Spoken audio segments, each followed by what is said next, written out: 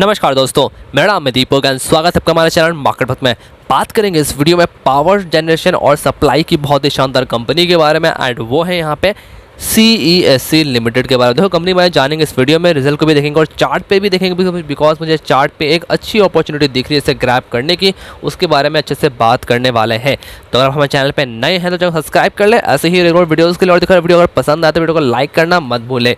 देखो CESC वैसे company क्या है, देखो CESC का वैसे फुल फॉर्म जो है वो है Calcutta electric supply corporation is the Kolkata based flagship company of the RP Sanjeev Goenka group. देखो RP संजीव गोयनका जो ग्रुप है, ग्रुप का ऑलरेडी बहुत सारी कंपनी लिस्टेड है और बहुत ही मतलब मार्केट में जो रेपुटेशन है वो बहुत ही अच्छा है। तो आप समझ सकते हो कि इस कंपनी की जो मैनेजमेंट है वो यहाँ पे स्ट्रॉन्ग है। यहाँ पे उनके बारे में लिखा हुआ है under the chairman of the business Sanjeev Goenka.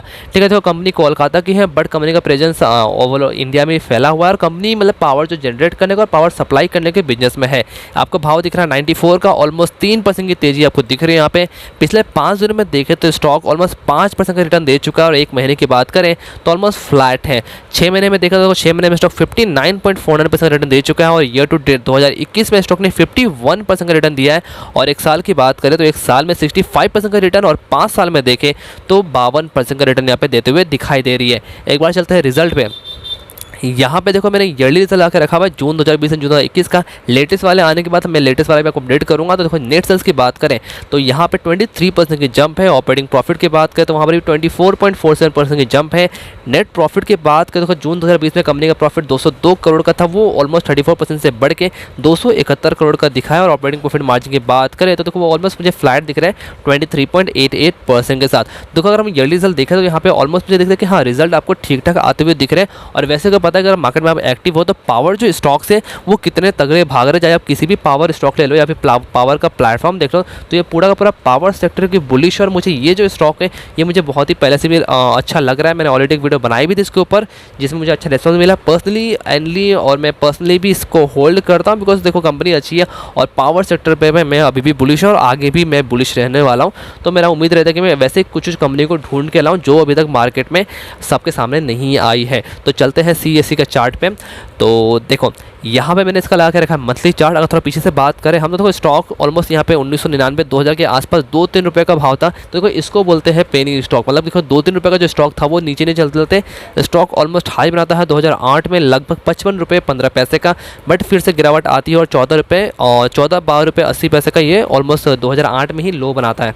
ठीक है, उसके बाद देखो स्टॉक ना जो ये ले रहे इसका रेजिस्टेंस था ना लगभग 55 रुपये का, यहाँ पे तो एक बार ट्राई करती है बट देखो फिर से नीचे गिर के इसने ये ऊपर कोशिश करता है यहाँ पे लगभग 2014 के आसपास बस सस्टेन नहीं कर पाता, फिर से में गिरावट आती है और गिर के देखो फिर से ये हाई इसको ब्रेक कर लेता है। ठीक है, मैं इसको मिनिमाइज़ कर लेता हूँ, उसको जूम कर लेता हूँ। मैं इसको कट कर दिया। अब देखो ये जो लेवल है ना ये ब्रेक करने के बाद देखो स्टॉक यहाँ पे हाई बनाता है लगभग ऑलमोस्ट 2018 में 92 रुपीज़ 45 मतलब 92 रुपीज़ 45 पैसे का। बट देखो उसके बाद फिर गिरावट आती है और गिरते गिरते ये ऑलमोस्ट यहाँ पे मार्च 2020 में कोविड के टाइम पे 36 रुपये 55 पैसे का यहाँ पे लो बनाता है। बट देखो उसको जो तेज़ी आई थी बहुत सारे स्टॉक वहाँ से डबल ट्रिपल हो गए, बट देखो ये स्टॉक ऑलमोस्ट डबल ही हुआ, हालांकि ट्रिपल भी नहीं, बहुत सारे स्टॉक 5x 10x रिटर्न दे चुका है मार्च के लो से। और देखो अभी देखें तो हम लोग स्टॉक जो ये 2018 के जो आसपास है जो हाई है उसके आसपास देखो तो वहाँ पे कंसोलिडेट करते हुए दिखता है, जो कि एक अच्छी साइन है। बिकॉज तो जब भी कोई स्टॉक अपने ऑल टाइम हाई के पास कंसोलिडेट करता है ना तब वो चांसेस ज़्यादा होते हैं कि वो इसको स्टॉक वहाँ से एक ब्रेकआउट दे दे। और अगर आप थोड़ा सा नोटिस करो यहाँ पे तो देखो मैंने आपको और जूम कर दिया। देखो स्टॉक यहाँ पे ना ऑलमोस्ट सितंबर 2019 में भी यहाँ पे ऑलमोस्ट 85 रुपये के आसपास यहाँ पे हाई बनाया था, उसके बाद गिरावट आई। अभी अगर आप नोटिस करो देखो ये जो हाई था ना इसकी मैं बात कर रहा हूँ, देखो स्टॉक ने यहाँ पे भी थोड़ा सा कंसोलिडेट किया बट इसको एक बार ब्रेकआउट दिया। अब देखो अभी जो कंसोलिडेट कर रही है इसका ऑल टाइम हाई के पास जो कि लगभग है ऑलमोस्ट 93 का लेवल मान के चलते हैं। तो 93 के लेवल के आसपास यहाँ पे कंसोलिडेट करते हुए दिख रही है। एक बार मैं आपको लेके चलता हूँ, इसका वीकली चार्ट भी लेके चलता हूँ, रुको मैं दिखाता हूँ आपको। हाँ इसका वीकली चार्ट चलते हैं तो देखो आपको यहाँ पे वीकली चार्ट भी दिख रहा होगा स्टॉक देखो लगभग ये ऑलमोस्ट सितंबर से यहाँ पे देखो तो 1 2 3 4 5 ये 5 वीक से एक ही लेवल पे सस्टेन कर, यानी कि तो डाउनसाइड रिस्क यहाँ बहुत ही कम है। और एक बार अगर स्टॉक यहाँ पे 93 का लेवल अच्छे से ब्रेक कर दे या फिर 100 के पारे में सस्टेन कर गया तो फिर आपको सीधा ये 120 130 का या फिर उससे भी ज़्यादा तक का रिटर्न दिखा सकता है।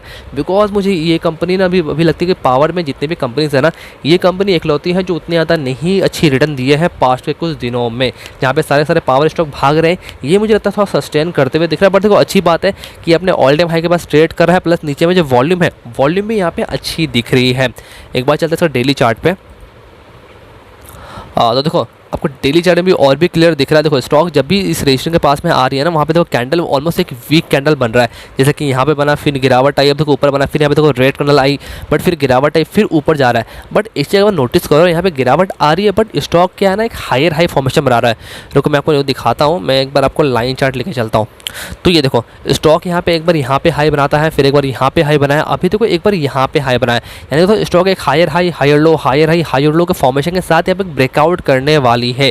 और अगर मैं कल की बात करूँ, देखो यहाँ पे ऑलमोस्ट जो आखिरी मार्केट था 14 अक्टूबर का, वहाँ पे भी वॉल्यूम जो है वॉल्यूम देखो बढ़ती हुई दिखाई दे रही है कंपेयर टू अनदर डेज का। तो देखो यहाँ से मुझे लगता है कि एक पॉसिबल है कि यहाँ से एक अच्छा ब्रेकआउट हमें देखने को मिले, तो उसके पहले ग्रैब करना मुझे लगता है अच्छी बात है। बिकॉज अगर उसके बाद अगर करना की कोशिश करोगे भी तो हो सकता है कि आपको चांसेस ना मिले। हालांकि देखो आपको लाइन चार्ट में क्लियरली दिख रहा होगा कि जो इसका हाई है ऑलमोस्ट जो यहाँ पे 93 की बात करो, 93 का जो हाई है, एक बार अगर उसको ब्रेक कर दे और अच्छे से सस्टेन कर दे विद अच्छी वॉल्यूम के साथ, तो फिर स्टॉक आपको ऊपर में और भी अच्छे रिटर्न दिखा सकता है।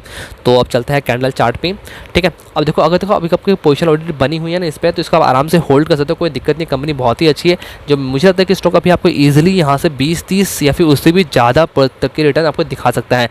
तो ऑलरेडी आपकी पोजीशन ऑलरेडी अगर बनी हुई है तो इसका आप आराम से होल्ड कर सकते हो। अगर मैं स्टॉप लॉस की बात करूँ तो देखो थोड़ा सा अगर सेफ रहना है आपको, तो आप चाहो तो यहाँ पे ऑलमोस्ट 85 रुपये या फिर उससे भी सेफ रहना तो आप 80 रुपये के स्टॉप लॉस के साथ इसको आप आराम से थोड़े से लंबे समय के लिए इसको आप आराम से होल्ड कर सकते हो। फ्रेश पोजीशन की बात करो तो फ्रेश पोजीशन आप चाहो तो इस करंट प्राइस पे ले सकते हो, या फिर अगर एक बार सस्टेन करें 95 के ऊपर तो वहाँ पर भी आप पोजीशन ले सकते हो। मेरा मानना है कि आप चाहो तो करंट प्राइस थोड़ा सा ऐड करते रहो, और अगर 95 के ऊपर मिले तो वहाँ पे अपनी पोजीशन जो आप चाहते हो उतनी आप बढ़ा लो। स्टॉप लॉस चाहो तो आप रख सकते हो। इसका जो लो है यहाँ पे रिसेंटली इसने 88 रुपीज़ 50 पैसे का इसने लो बनाया था।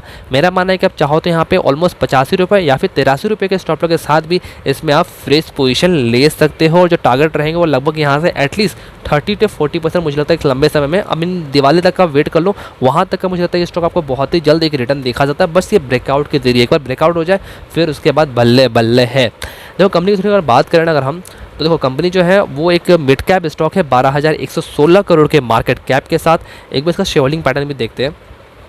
तो देखो प्रोमोटर के हाथ में 49.92% की होल्डिंग है, एफआईएस के पास 13.37% की होल्डिंग है, म्यूचुअल फंड के पास 19.42% की होल्डिंग है। आप देखो ऐसी कोई मिड कैप स्टॉक है जहाँ पे 19.42% की म्यूचुअल फंड की इतनी बड़ी यहाँ पे होल्डिंग है।